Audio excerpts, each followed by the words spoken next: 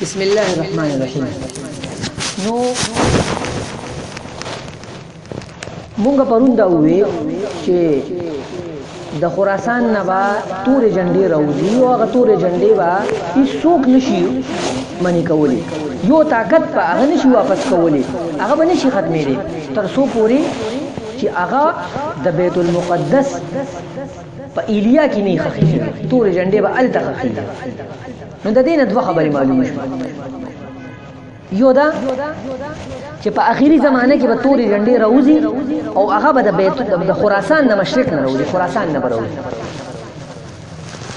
دویمه خبره چې دا معلومه شوه چې دا جنډې به دلته نه همیشه، بلکې دا جنډې به په دنیا کې ګرځي. لکه په نورو روایاتو کې راځي چې دا جنډې به په کوفه کې وي او دا جنډې به په عراق کې وي او دا جنډې به په بیت المقدس کې. نو سیاسي اعتبار سره چې کله په روس په افغانستان باندې حمله وکړه، نو د عربو مجاهدین هغه افغانستان ته رالل او تورې جنډې راغلي. بیا په 2003 کې چې کله په عراق حمله وشوه، نو دغه مجاهدین تورو جنډو والا هغه لاړل عراق. بیا په عراق کې د دې حکومت په 2006 کې حکومت جوړ کړ او بیا د 2006 نه پس د دې حکومت مخکې تلو د 2011 کې د دولت الاسلامیه په نوم باندې په العراق حکومت جوړ کړ. په 2012 کې بیا دولت الاسلامیه په العراق او الشام په نوم سره حکومت جوړ کړ. دا حکومت مضبوط شو، نو د دې اپس کې بیا اختلافات جوړ شو د القاعده او د داعش.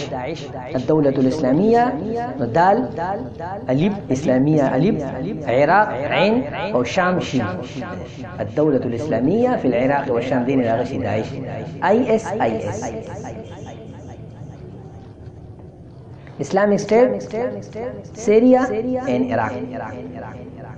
نو دا چې کوم د دې اپس کې وجنګېدل او دې طرف ته په حدیث کې اشاره ده چې کله تورې جنډې راوشي د مشرق نه او هغه په دمشق کې یو بل سره دمشق په مینځ کې یو بل سره وجنګېږي، نو دغه ټایم کې به سخته وبا په مسلمانانو راځي، ډېر سخت ظلم به حدیث کې دې طرف ته اشاره ده. او دا جنډې به بیا بیت المقدس کې لکه څنګه په دې روایت کې بیت المقدس ته به دا جنډې رسي او دا علامت پوره شوي.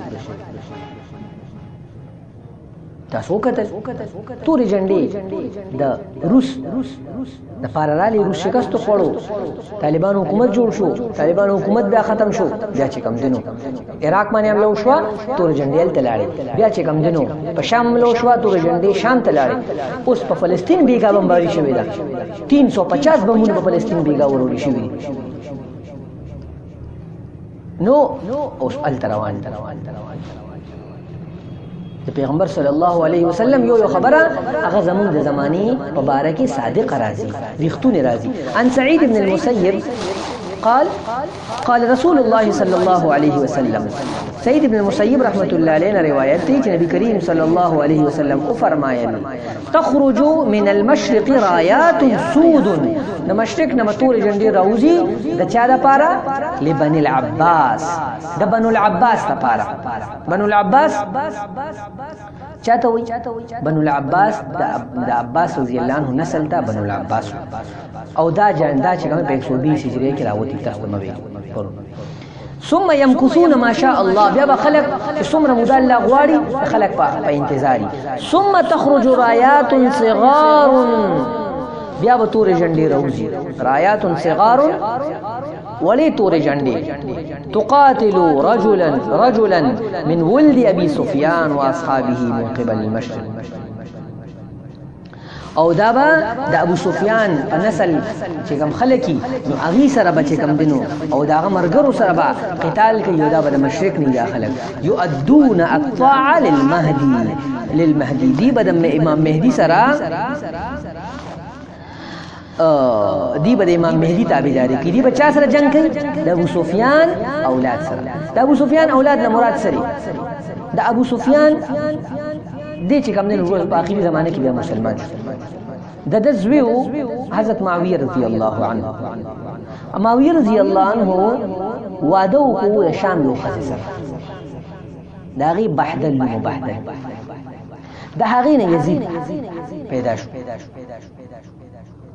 د یزید حکومت چونکې یزید ماماګان د بنو کلب نه، یعنې د دغه ماماخیلي دغه وه، نو دې وجې په ده کې دا بشار وایي چې دا د دغه خاندان بنو کلب نه، د دې وجې دا بشار دا نسل دا دغه نسل، د دې وجې دا رایات سود چې کوم د دولة الاسلاميه اول یا القاعده دي جنګ کوي، دا بشار سره جنګ کوي. تاسو خیال دی او ولد ابي سفیان دې مطلب نن سبا زمانه کې شیعه سټیټ دې سره جنګ کوي. شیعه یو طرف ته دي نو سنیان بل طرف ته. رایات سود مراد سنیان دي، ولد ابي سفیان نه مراد شیعه دي. نو شیعه او مسلمان جنګي او دا مسلمانان به تابعداري کوي، يؤدون الطاعه للمهدي، مهدي سره به د مهدي تابعداري وکړي. وفيه او په دې کې دا روایت عن محمد بن الحنفيه قال تخرج رايات سود لبني العباس، د بنو العباس لپاره به تورې جنډې راوځي.